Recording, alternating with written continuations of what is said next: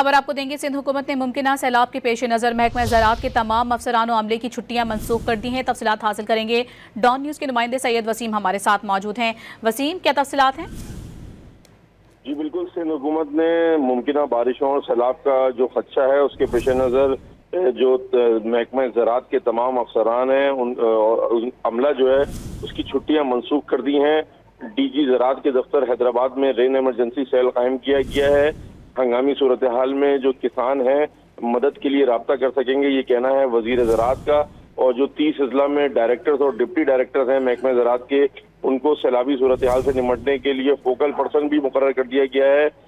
सिंध में तकरीबन जो तखमीना लगाया जा रहा है वो ये कि 8 लाख क्यूसेक जो है वो पानी सैलाब की सूरत में दाखिल हो सकता है, जिसके पेश नज़र जो मुश्किलात हैं वो सबसे पहले किसानों को हो सकती हैं।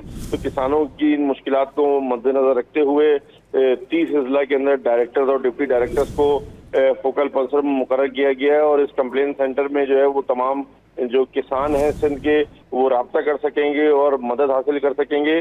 कराची, लाड़काना, सक्कर, हैदराबाद, मीरपुर खास, शहीद बेनज़ीराबाद समेत जो तमाम अजला हैं उसमें अफसरान ड्यूटी पर मौजूद होंगे। DG ज़राअत एक्सटेंशन विंग हैदराबाद में किसानों की रहनुमाई के लिए 24 घंटे हफ्ते के 7 दिन जो है वो रेन इमरजेंसी कंट्रोल रूम में मौजूद रहेंगे। जी बहुत शुक्रिया वसीम, आपका तफसीली तौर पर आगाह करने